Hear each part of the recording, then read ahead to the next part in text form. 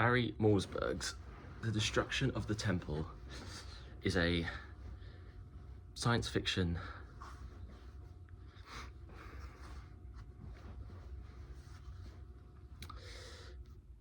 Barry N. Malzberg's The Destruction of the Temple is a science fiction novel from 1974.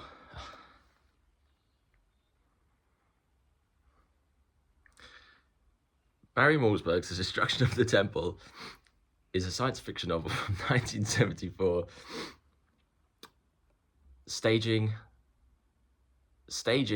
a reenactment of the assassination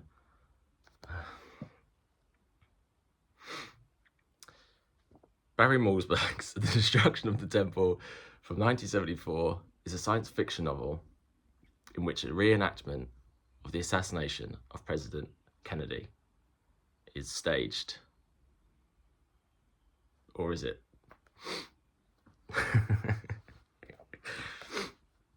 I already recorded an attempt to describe and to review this book about 8 times already, so I thought it'd be funny to do 3 or 4 attempts before I go into it.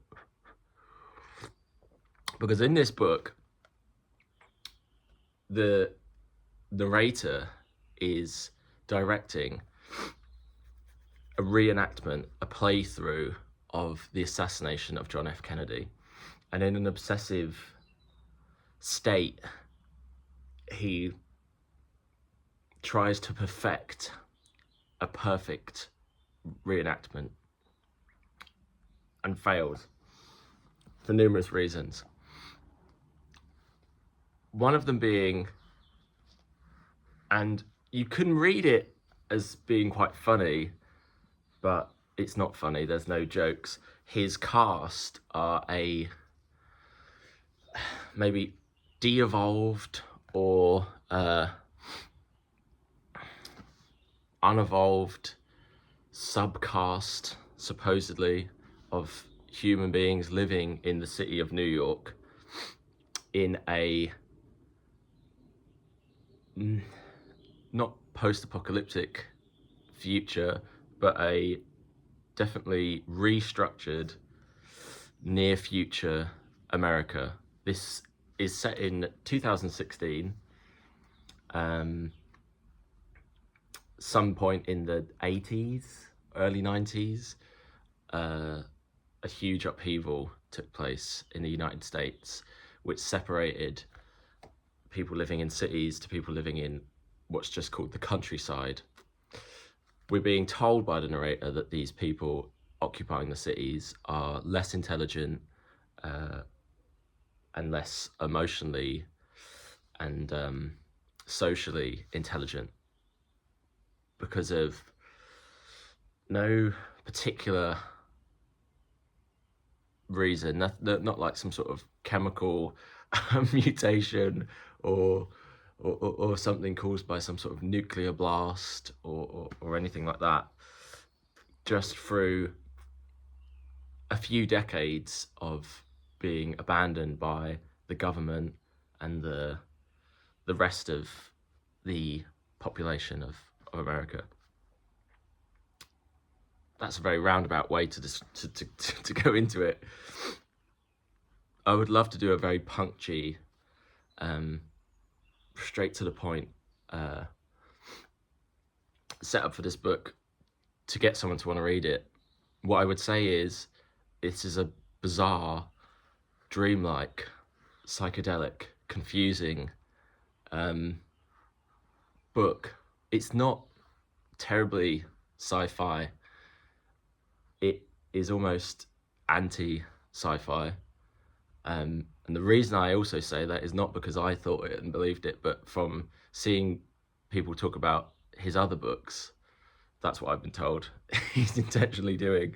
The writer, Malzberg. This is the first book I've read by him. I like it very much. I would like to read some more, even though he's often spoken about as being quite in the most polite way, challenging. Some people just dismiss him and find some of the things he's written to be too like vulgar, or is vulgar the right word? The content of like violence and everything like that is off-putting. It's controversial. This I didn't find to have anything particularly upsetting or distressing for me. Obviously, restaging assassinations is a small amount of violence, and there's some odd sexual stuff in here, but it's not particularly graphic or disturbing. So the narrator is studying in some school or facility that's ill-defined, as is everything that's set in this future world. I think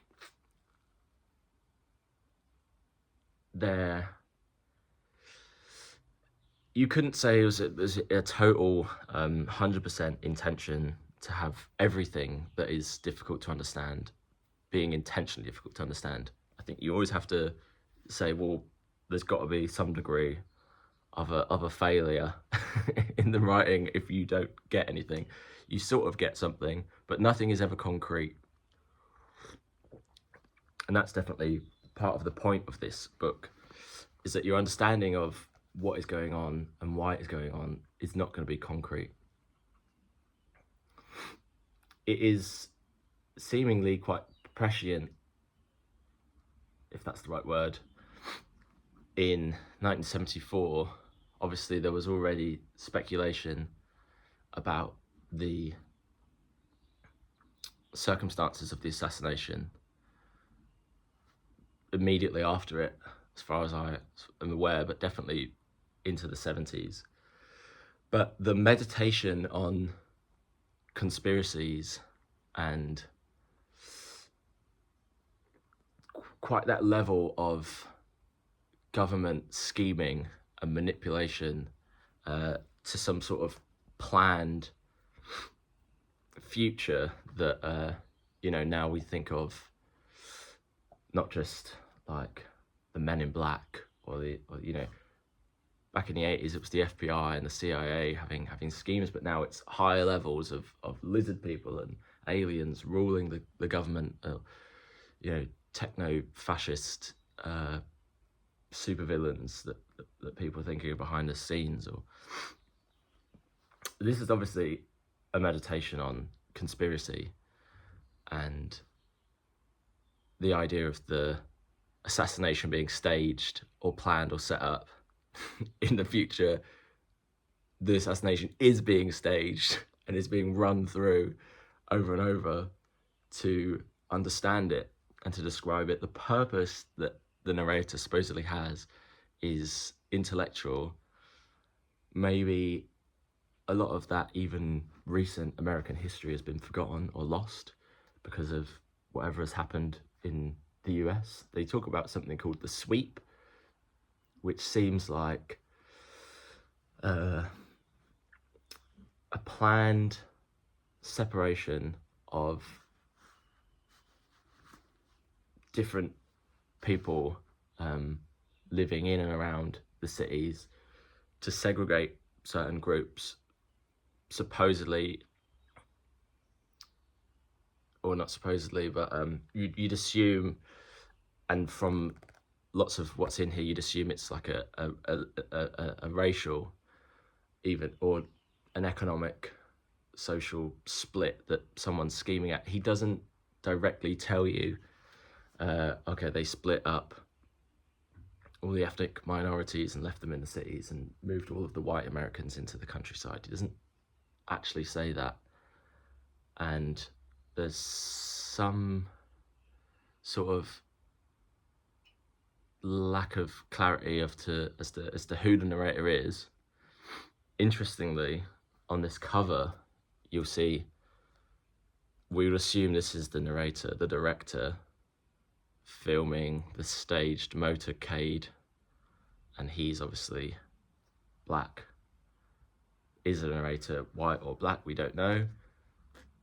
And throughout the book, there's interspersed segments of racial divisions and violence, mostly the assassination of Malcolm X and I think it would be Martin Luther King Jr. Is that right? They're told from the perspectives of these characters, these little vignettes of memory where the narrator is put into their point of view. But if you're unfamiliar with American history, which I obviously am, it's difficult to know what's going on. And there's a few parts which I'm not even sure are based on real events or if they're just completely made up. There's one character which you keep coming back to, which is obviously he's been hired to purchase the car that Kennedy is going to drive in during the motorcade for his assassination. Pardon me. This character seems made up, obviously, or based on an imagined that something would happen. So we're staging the assassination, and presumably we're sort of staging the staging of the assassination. This runs through, the character is sent back through history into Kennedy's mind. He relives that assassination from his point of view a good few times. He relives other characters in history. He relives his own history leading up to the present where the story's set. So, take a little sip. The whole book is staging this event. You're not gonna believe what's real if you've already been told that the event that is taking place isn't to be fully believed, because what are the intentions, what are the motivations, what was set up and isn't natural. An ambiguity which I like, but also what you kind of crave the understanding of is what exactly is actually going on. So the narrator is running through the scene with these people called the lumpen, which are like the sort of like a lower caste of people. They're less intelligent, supposedly, but it's not even clear on that, or if that's just his prejudices being put on them. And then they turn on him because he's being an egomaniac, and then they force him into Kennedy's role in the stagings. But then it quickly falls apart, the structure of the book, and becomes these vignettes of dreamlike rememberings or scenes.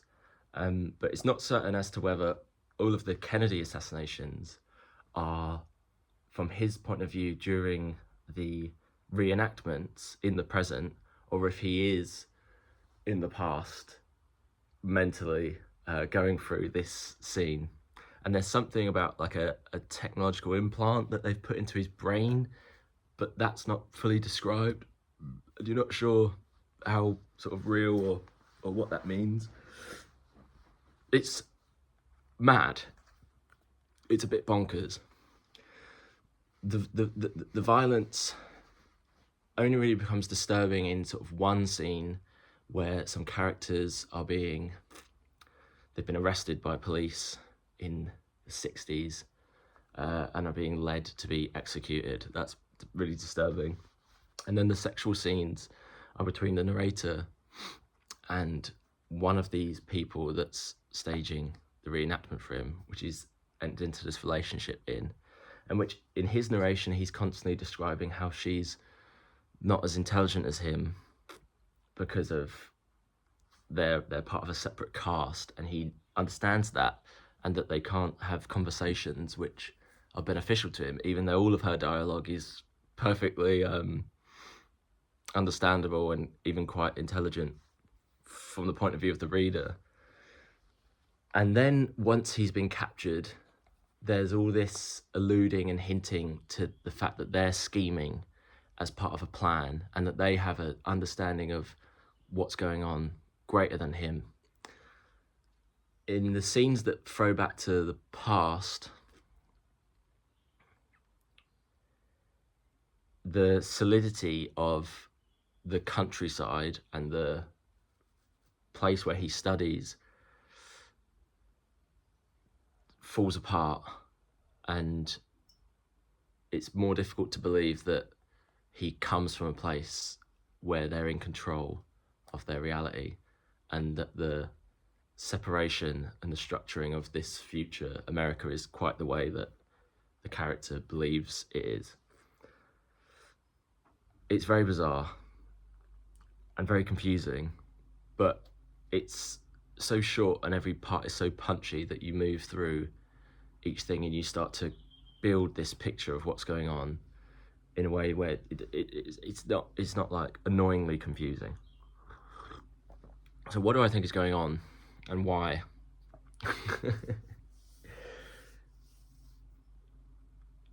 For the basis of the kind of studying of this historical event at this institution he lives and studies at, he's making a thesis on what happened to cities and why the project of creating cities failed in America. And obviously studying something like the assassination of President Kennedy is important for building a picture of that.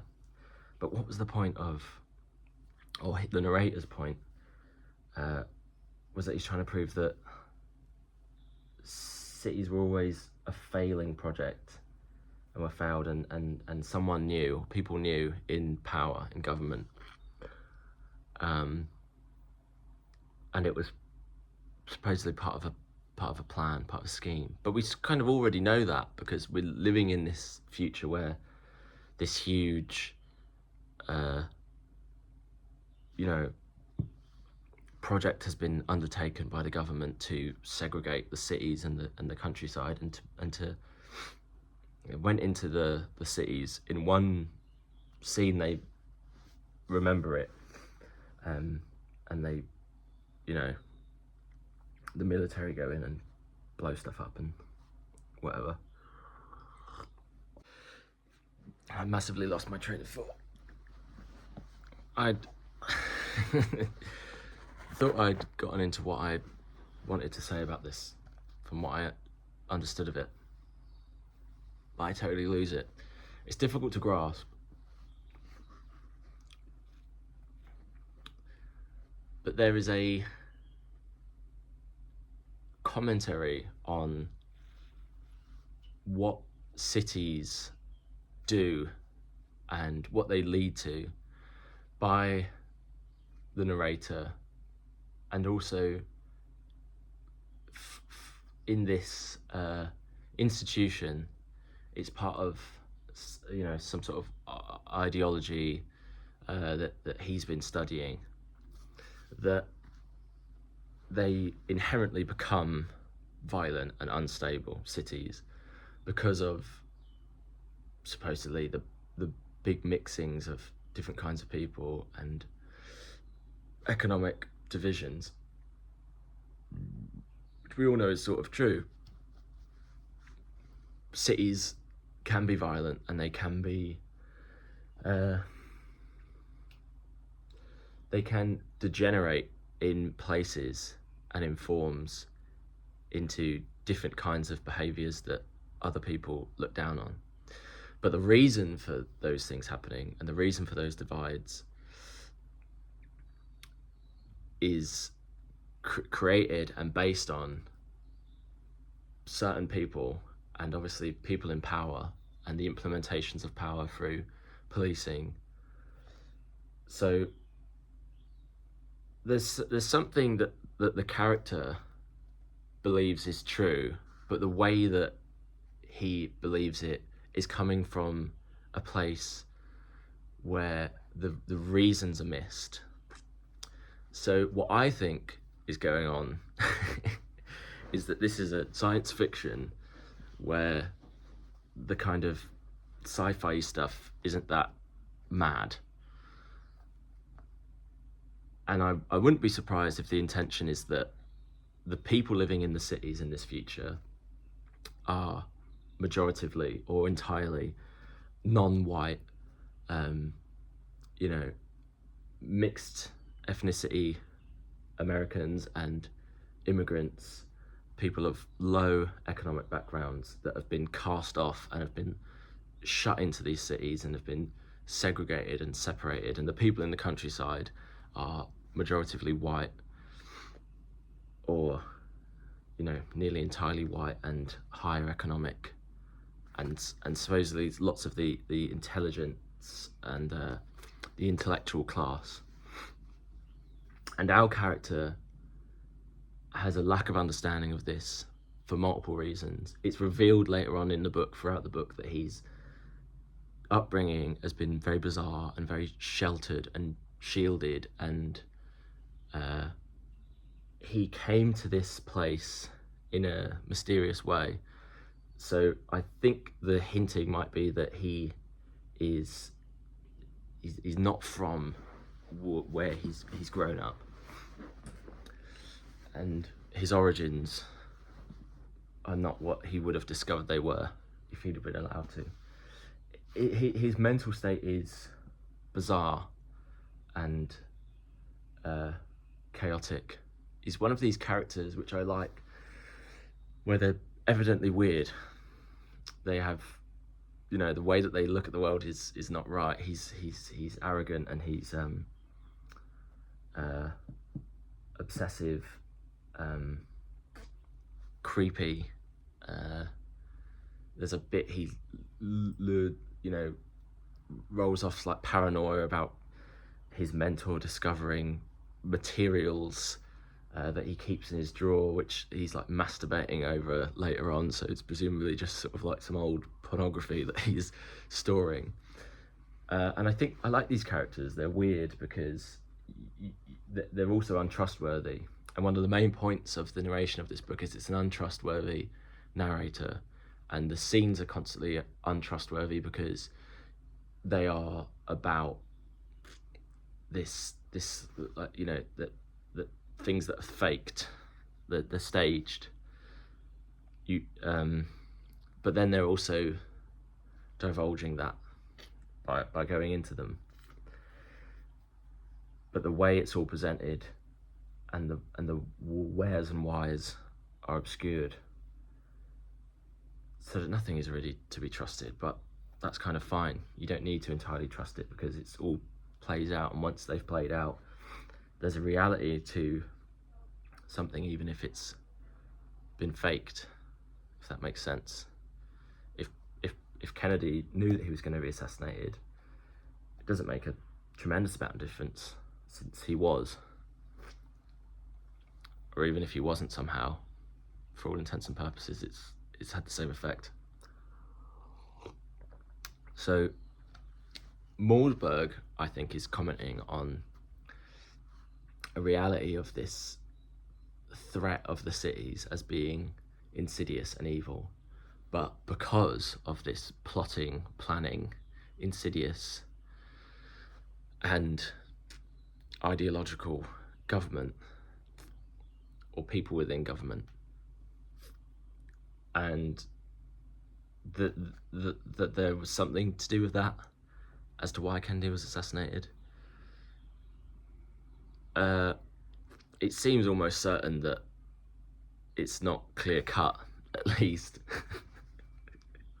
Some groups of people had some intention, and it was planned. It seems almost certain for most people. And it makes you believe that's true when you read this, because you're in these scenes where Kennedy, is addressing from his own head that it's been planned. it's difficult to start to think it wouldn't have been. But what is the point? The destruction of the temple. I think there's something in the title where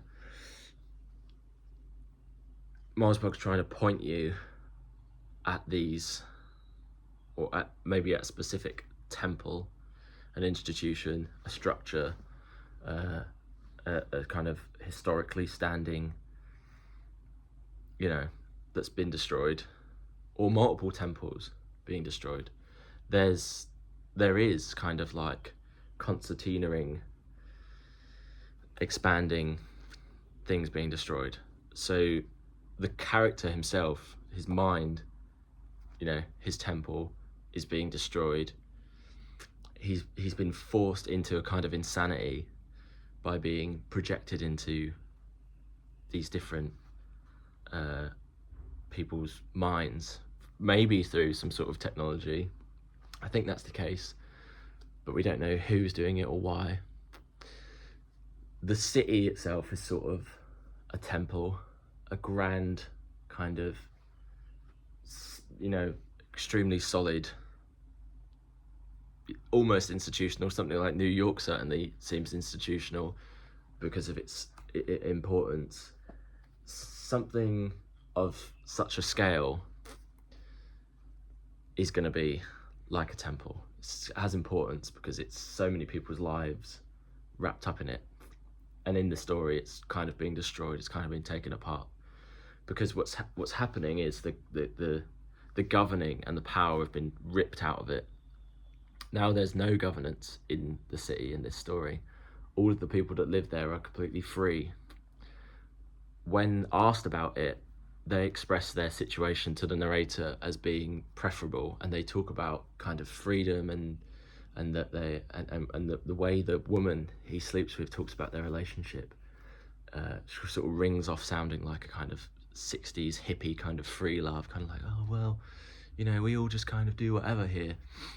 It's alluded that they live in a kind of utopian society that he can't understand, and you wouldn't understand looking around this kind of half-ruined city.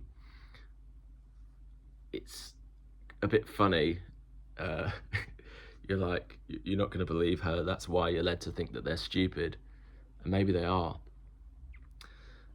And what other temples? Temples being destroyed. It breaks apart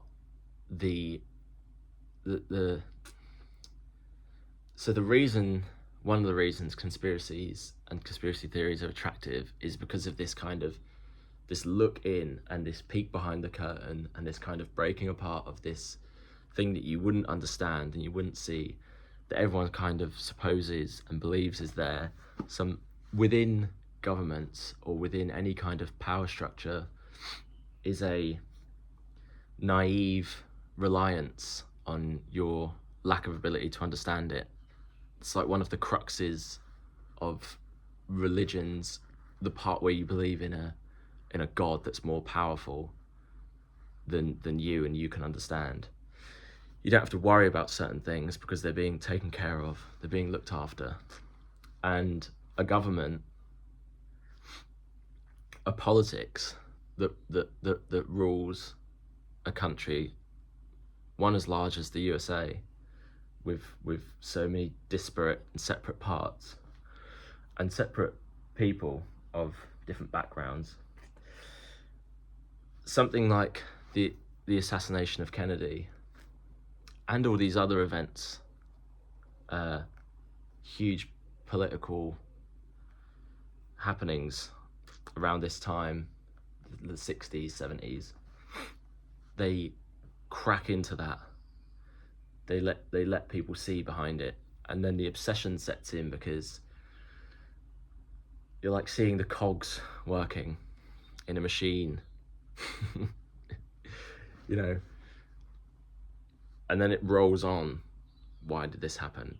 This was all planned, plotted, staged. There's a plot behind it. There's a goal in place, and one of the parts that is the science fiction of this is to just leap slightly into the future. And so, well, what if the scheming that's behind, you know, these kind of assassinations and government manipulations of the politics of the time, there's a goal that's scary. The military going into a city and killing loads of people and destroying the city, and then cities being disbanded because there's some inherent failure to them. That's a scary plot, and isn't a nice sounding future where this character's coming from. Maybe that's one of the reasons it's so ill-defined and described by him, is because it's not a great outcome. The institution where he lives is described multiple times early on as being idyllic and utopian, and later on he admits and says, suddenly I could see that this place was hideous and horrible and decayed, and he has a moment where he looks around and everything is completely not as he saw it. And he says, well, I must have been imagining that it was like this. But then, as quickly as that came out, it all went back to normal. And that was maybe also an illusion. So there's a lot about this that's not real, it's not true, and it's all a play and a set. Everything is fake, and that's really kind of dark and upsetting. The idea that everything that's going on and the government and the governing of your life is fake and is leading to securing the interests of a mysterious other. I'd say that's about as much as what I got out of this. And I really like it. It's really good, and I'd recommend it. I've absolutely blown my mind trying to think too much about it and get through it. I'd be interested to read some more Malzberg. Maybe that one, Beyond Apollo, which is one of his most popular ones, and I think that's the one where people say it's a critique of science fiction, the genre. And that's another what I would think of like a temple being destroyed in this, and probably in a lot of his other works. The form of this book and the structuring of it is a total sort of like abandonment of how a book should be written, and definitely how a science fiction book would be expected to be written, since he intentionally fails to let you understand what's going on. But that kind of also makes it one of the most sci-fi things you could read, is it's like this hellish kind of cerebral sci-fi thing, because it's hinted at what's going on and how it's happening, but you're not able to understand it. And being thrust and thrown into these different perspectives of really different characters going through their own death over and over again, and being aware of it and knowing that they're going to have to come back around to it, to wake up as the narrator in a desolate, empty city alone with no understanding of what's going on, and then this woman that you've been sleeping with coming up to you and telling you, you don't understand what's going on, you think you know what's going on, we do. She keeps repeating, this is a bit of a spoiler, she keeps repeating to him that the year is 2116, and not 2016. He never responds to it. Presumably because you wouldn't be able to have the mental capacity to respond to someone telling you was 100 years in the future than you thought you were, when you keep reliving your own death in the 60s and 70s. So yeah, it's pretty good.